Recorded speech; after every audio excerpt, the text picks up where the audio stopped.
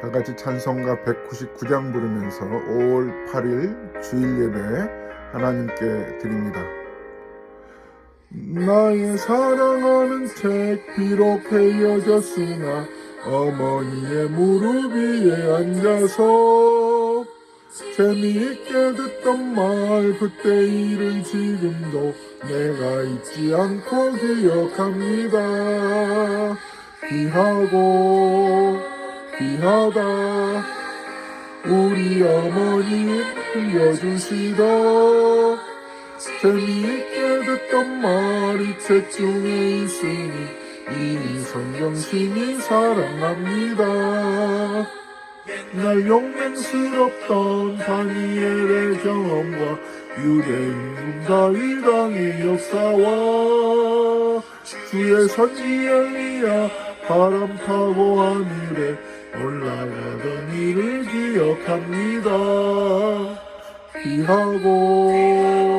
귀하다 우리 어머니가 들려주시던 재미있게 듣던 말이 책 중에 있으니 이 성경심이 사랑합니다. 예수 세상 계실 때 많은 고난 당하고 십자가에 달려 죽임 당한 일 어머니가 읽으며 눈물 많이 흘린 것 지금까지 내가 기억합니다. 귀하다 우리 어머니가 들려주시던 재미있게 듣던 말이 책 중에 있으니 이 성경심이 사랑합니다.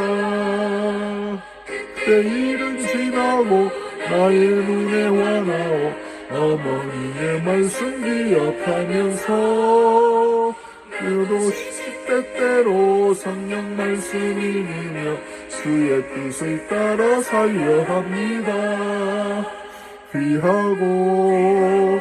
귀하다 우리 어머니가 들려주시던 재미있게 듣던 말이 책 중에 있으니 이 성경심이 사랑합니다. 오늘 우리에게 주신 하나님 말씀 마가복음 1장 1절 말씀입니다. 하나님의 아들 예수 그리스도의 복음의 시작이라. 한 번 더 읽습니다. 하나님의 아들 예수 그리스도의 복음의 시작이라. 아멘. 할렐루야. 거룩한 주일 예배에 나오신 여러분들을 주님의 이름으로 환영하고 축복합니다. 오늘은 5월 8일 주일, 어머니 주일이죠. 마더스데이. 그리고 한국에서는 어버이 주일로 지킵니다. 정말 우리를 낳아주시고 길러주신 우리 어머니, 부모님들을 정말 따뜻하게 안아드리고 또 가슴에는 카네이션을 달아드리면서 우리를 키워주신 것 진심으로 감사합니다. 하나님의 크신 사랑입니다. 정말 위로해드리는, 그래서 하루라도 따뜻하게 어머니를 품어드리는 그런 축복이 있기를 간절히 바랍니다. 이제 오늘부터 마가복음을 시작합니다. 이 마가복음의 말씀을 통해서 전체 내용은 다 다루지 않겠지만 그 복음서 안에 있는 중요한 핵심적인 내용들, 정말 지금 이 시대에 내게 하나님이 어떤 말씀으로 우리의 삶을 풍요롭게 하고 또 꼭 깨달아야 할 말씀인지를 들려주시는 것을 우리가 귀담아 들을 필요가 있습니다. 이 시대, 지난 몇 주 동안 빌립보서를 통해서 하나님이 큰 은혜를 우리에게 주셨잖아요. 제가 목회 생활하면서 빌립보서를 여러 번 다루었지만 이번 락포드 우리 한인 장로교회 성도들과 함께 나눈 이번 기회만큼 더 큰 은혜를 받았을까? 정말 많은 은혜를 하나님이 우리 성도들과 함께 나누게 해주셨거든요. 정말 가슴이 뜨거워졌고요. 엠마오로 가는 두 제자에게 말씀을 풀어주실 때 마음이 뜨겁지 아니하더냐 했던 것처럼 막 성령의 은혜가 풍성하고 충만했던 것들을 우리 많은 성도들이 함께 나누었습니다. 정말 경험했거든요. 이번에 마가복음에서도 이런 은혜가 우리에게 있기를 바랍니다.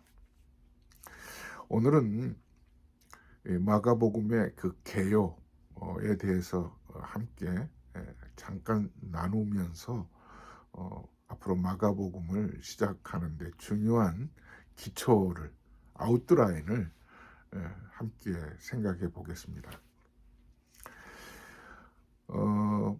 마가복음 1장 1절은 그런 의미에서 아주 중요한 은혜를 나누는데, 마가복음 전체를 이해하는데 중요한 시작입니다. 하나님의 아들 예수 그리스도의 복음의 시작이라. 창세기 1장 1절만큼이나 이 마가복음 1장 1절은 중요합니다. 창세기 1장 1절은 태초에 하나님이 천지를 창조하시니라. 태초에 하나님의 천지 창조가 태초에 시작된 것처럼 오늘 마가복음 1장 1절은 예수 그리스도의 복음의 시작이에요. 여러분, 복음은 쉽게 생각할 때 정말 좋은 메시지잖아요. 굿뉴스입니다. 그런데 이 복음이라는 단어는 그때 당시 누구에게만 적용이 되는, 누가 말할 때 복음이라고 얘기를 한 줄 아세요? 아무나 이 복음이라는 얘기를 쓸 수가 없었습니다. 당시에는 가이사 황제가 말하는 것만 그 말이 복음이었어요. 그 외에는 누구의 말도 복음이라는 말을, 이 단어를 써서는 안 됩니다. 헬라 말로는 유앙겔리온이거든요. 그러니까 황제가 말할 때 복음이야 하고 귀 기울이게 되고, 그 말에 대해서 받아쓰게 되고, 그 말을 정말 율법보다 더 중요하게 지켜내야 하는 그런 말씀으로 받는 그 시기에 황제의 말보다 더 좋은 복음을 예수 그리스도의 복음의 시작이라고 썼잖아요.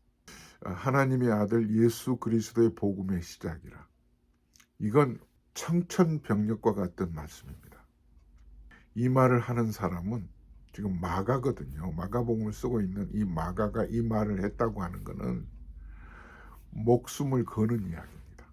목에 칼이 들어와도 죽음을 무릅쓰고 던지는 이야기예요. 이 마가복음이 쓰여진 그 시기는 굉장히 혼란스러운, 역사적으로 정말 큰 위기 가운데 있는 그 시점에서 이 책이 기록되고 있습니다. AD 65년, 그러니까 주후 65년 이후에 이 책이 써졌거든요. 베드로 전후서가 기록된 시기와 거의 같습니다. 그런데 바로 이 책이 쓰여지기 1년 전에 이 로마에는 대화재가 일어났습니다. 큰 불이 일어났거든요. 아마 역사 공부를 하신 분들은 대부분 아시겠을 텐데, 당시 그 황제인 네로 황제가 불을 낸 거예요. 아주 괴팍한 황제였습니다. 머릿속에 시상이 떠오르지 않는다는 이유로 불을 냈는데, 그 불을 잡지 못하고 온 도시가 온통 다 타버렸습니다. 난리가 난 거 아니겠습니까? 시민들이 결국은 누구에게 화살을 돌리겠어요? 방화범을 네로가 불을 냈다고 하게 될 텐데, 이거를 누구에게 누명을 씌우게 됐느냐 하면 당시 예수 믿는 그리스도인들에게 누명을 씌우기 시작을 했습니다. 그래서 그리스도인들이 결국은 누명을 쓰고 목숨을 잃게 되고 감옥에 갇히게 되고 심지어는 고통을 당하면서 도망치는 일이 있게 된 것입니다. 큰 그리스도인들에게는 큰 환난이 닥치게 된 거죠. 이 환난을 당하는 이 그리스도인들을 위해서 쓰여진 책이 이 마가복음이에요. 그래서 마가복음 전체 총 주제는 내용을 읽어보면 왜 우리 그리스도인들이 고통을 당해야 합니까? 정말 하나님은 살아계십니까? 하나님이 살아계시다면 왜 하나님의 자녀들인 우리가 이런 고난을 당해야 합니까? 이런 내용이 이 책 속에 기록되어 있는 거예요. 사랑하는 여러분, 우리가 예수를 믿고 신앙생활을 하는 우리들에게도 예수를 믿는데 환난이 계속 있을 수 있거든요. 개인적으로든 공동체 안에서. 때로는 정말 하나님은 살아계십니까?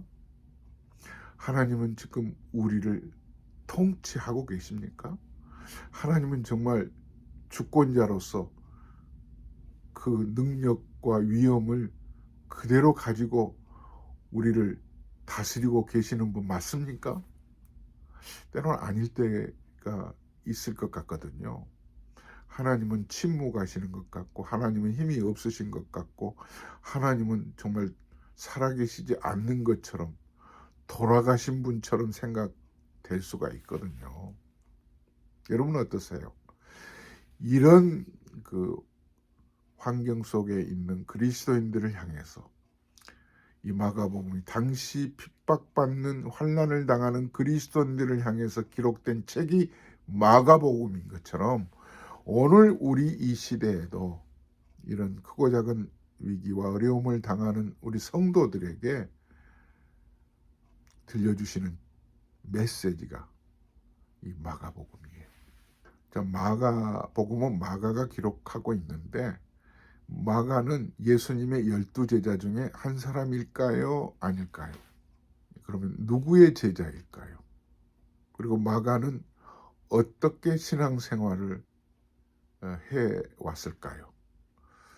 그러니까 오늘 그 개요를 같이 나누게 되니까 마가라는 사람을 조금 집중적으로 얘기를 해보면서 오늘 말씀을 이어가 보겠습니다. 여러분, 마가 하면은 무엇이 떠오르세요? 마가 하면 떠오르는 게 마가의 다락방이 떠오를 거예요. 그죠? 사도행전에 나타난 성령의 역사가 크게 일어났고 이 마가의 다락방에서 120명이죠.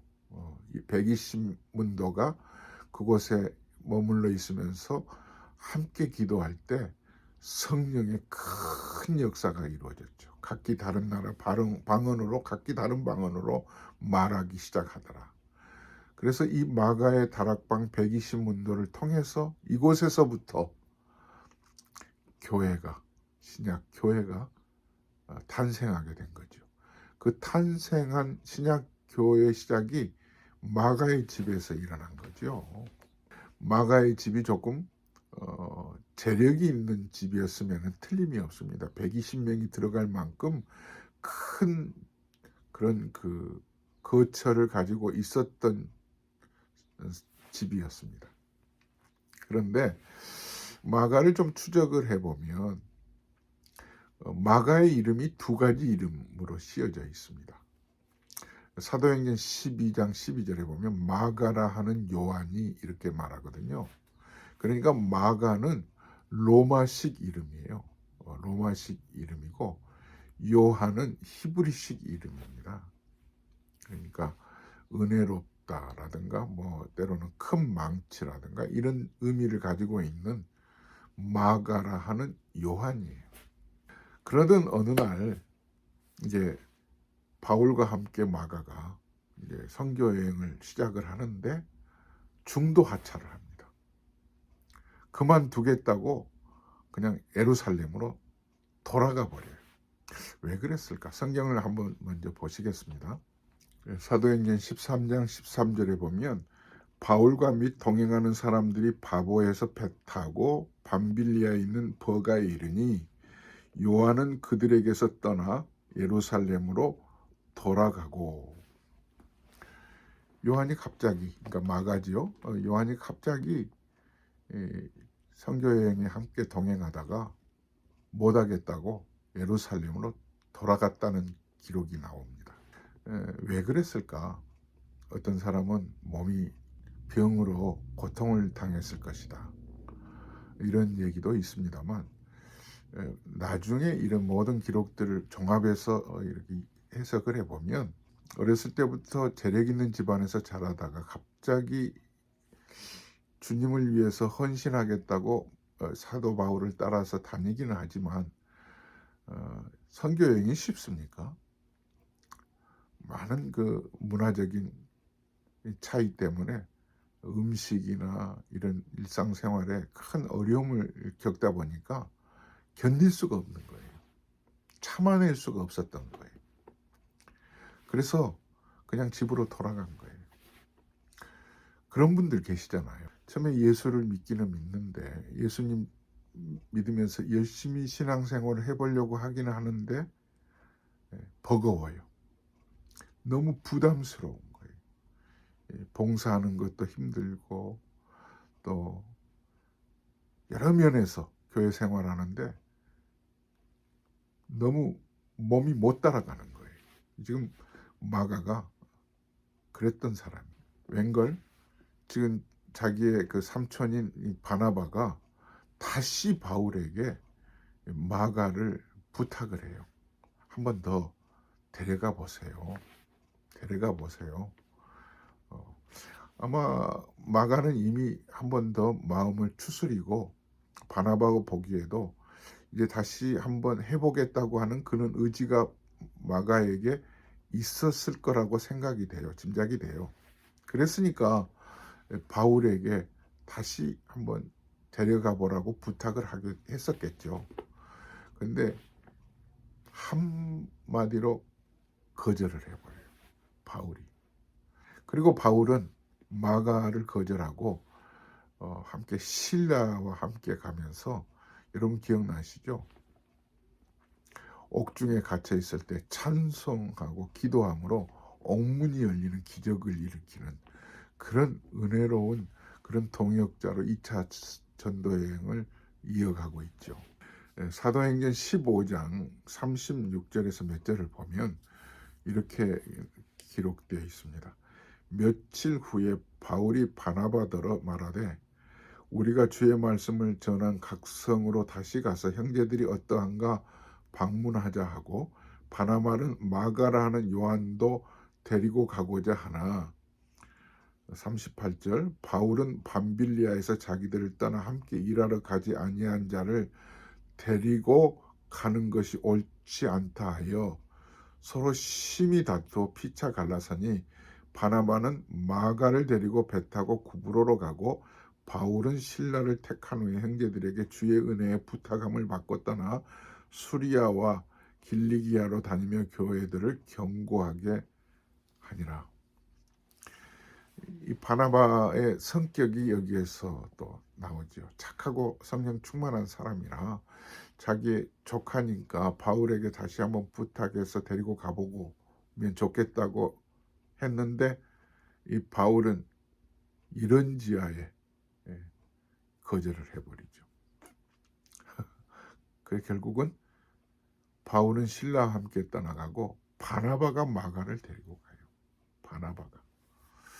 이렇게 해서 마가는 바울에게는 무시당하고 거절당한 사람이 되었지만 이 마가는 바나바에게 이끌려서 계속 선교 여행을 이어가면서 사람이 달라져요.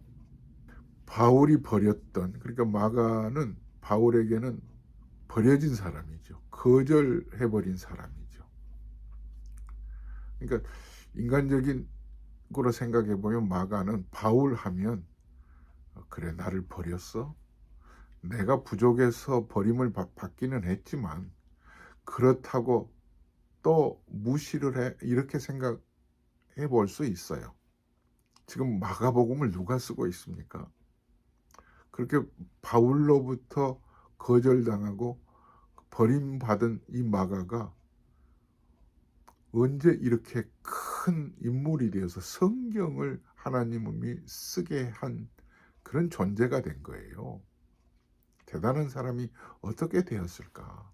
하나님의 눈으로 보면 버려진 사람임에도 불구하고 하나님은 바나바라고 하는 사람을 통해서 마가가 버려지지 않고 계속 끈앞을 이어가면서 나중에는 바울에게 크게 유익한 사람으로 바뀌는 순간이 오게 되는 거죠. 긴 시간이 필요했겠죠. 그런데 나중에 보면요, 이 마가가 바나바에 의해서 훈련되고 마침내는 베드로의 아들이 됩니다. 베드로의 믿음의 아들이 되는 거예요. 마치 디모데가 바울의 아들이 된 것처럼. 그리고 나중에는요, 바울이 옥중에 갇혀 있을 때 누가 한 사람만, 자기의 주치인 누가 외에는 아무도 바울의 곁에 없었어요. 바울의 성격이 그대로 드러나죠. 기면 기고 아니면 아닌 사람이었어요. 늘 틀린 말을 하지 않고 옳은 말만 하기는 하는데 바울은 따뜻하게 이 사람도 좋고 좀 품어주고 이해하고 좀 참아내고 그런 사람이 아니었던 것 같아요. 싫으면 싫고 아니면 아니고 그런 분들 계시잖아요. 그러다 보니까 바울 곁에는 사람이 없었어요. 근데 나중에 보니까 바울이 마가를 보고 싶어 해요. 마가를 좀 데려오라고 그래요. 내게 유익한 사람이라고 그러고요. 베드로는 이 마가 요한을 내 아들이라고 표현을 해요. 나중에 이 로마의 통역관으로 베드로의 설교를 통역해준 없어서는 아니 된 인물로 평가를 받죠. 사랑하는 여러분, 처음부터 사람은 성공하는 사람으로 그런 사람 별로 없어요. 처음에는 더디고요. 마치 마가처럼 바울에게 거절당한 그런 실패하는 사람으로 너무 힘들어서 예루살렘으로 돌아가는 집으로 그냥 돌아가 버린 중도하차한 사람으로 비춰지지만 마침내 바나바라고 하는 한 사람을 통해서 그는 다시 끌어올려지고 다시 복음의 중심에 서는 그런 인물에까지 오르게 된다는 것을 오늘 마가복음의 개요를 통해서 한번 살펴봅니다. 나중에 이 마가는 중요한 인물이 돼서 그 시대에 환난받은 그리스도인들, 하나님이 살아계시다면 왜 우리에게 이런 고통이 있습니까? 왜 우리가 핍박받고 이런 환난을 당해야 합니까? 할 때 거기에 던져주는 중요한 복음의 시작으로 마가가 쓰고 있다는 것 기억하시기를 바랍니다. 몇 절 읽고 오늘 말씀을 마치려고 합니다. 자, 디모데후서 4장 9절 이후에 보면 너는 어서 속히 내게로 오라. 데마는 이 세상을 사랑하여 나를 버리고 데살로니가로 갔고 그레스게는 갈라디아로 디도는 달마디아로 갔고 누가만 나와 함께 있느니라. 네가 올 때 마가를 데리고 오라. 마가를 데리고 오라. 그가 나의 일에 유익하니라. 언제는 모른다고 무시하고 잘못한다고 거절하고 버렸던 그 마가를 이제는 내게 유익한 사람으로 내가 보고 싶다고 데리고 오라는 거죠. 베드로전서 5장 12절에 보면 내가 신실한 형제로 아는 실루안으로 말미암아 너에게 간단히 써서 권하고 이것이 하나님의 참된 은혜임을 증언하노니 너희는 이 은혜에 굳게 서라. 택하심을 받은 함께 받은 바벨론에 있는 교회가 너희에게 무난하고 내 아들 마가도 그리하느니라. 바벨론에 있는 교회는 로마에 있는 교회거든요. 베드로가 내 아들 마가라고 이 얘기를 하고 있잖아요. 자, 사랑하는 성도 여러분, 마가는 이렇게 사람이 바뀌었습니다. 모든 사람이 처음부터 큰 사람이 되지 않죠. 준비된 사람이면 좋겠는데 그렇지 못하지만 마가는 바나바를 통해서 다시 일어서게 되고 회복되게 돼서 이끌림을 받고 결국은 한 시대에 고통받는 성도에게 하나님은 어떤 분이신가 복음의 시작을 열어주고 있습니다. 가이사의 말이 복음이었던 그 시대에 예수 그리스도의 복음의 시작이라고 정말 확성기처럼 고통당하는 성도에게 들려주는 이 메시지가 이 시대에 우리를 향한 하나님의 말씀으로 귀 기울이고 우리에게도 위로가 되고 다시 중도 포기하고 싶은 정말 거절당한 이 시대의 많은 성도들에게 유익한 메시지가 될 수 있기를 주의 이름으로 축원합니다. 아멘. 하나님 아버지, 마가복음을 시작하면서 그 개요를 함께 나누었습니다. 황제의 말에게만 복음이라고 들려진 그 시대에 마가는 예수 그리스도의 말씀이 복음이라고 완전히 뒤집어 엎고 목숨을 걸고 예수 그리스도의 복음을 시작하고 있는 이 말씀. 많은 그리스도인들이 네로 황제의 대화재로 인해서 그리스도인들이 누명을 쓰고 투옥되고 고통을 당하는 이 시대, 하나님은 살아계셔서 우리에게 고통당하는 우리에게 무슨 말씀을 들려주시는지, 과연 하나님은 살아계시는가 하는 그들에게 이 마가는 복음을 전해주고 있습니다. 이 말씀이 우리에게도 큰 이 시대에 유익이 되는 말씀이 되게 하여 주시옵소서. 이제는 우리 주 예수 그리스도의 은혜와 하나님 아버지의 무한하신 사랑하심과 성령의 감동감화 충만하신 은혜가 하나님의 놀라운 위로와 평강이 모든 성도들에게 함께 있을지어다. 아멘. 할렐루야. 주 안에서 사랑합니다. 샬롬.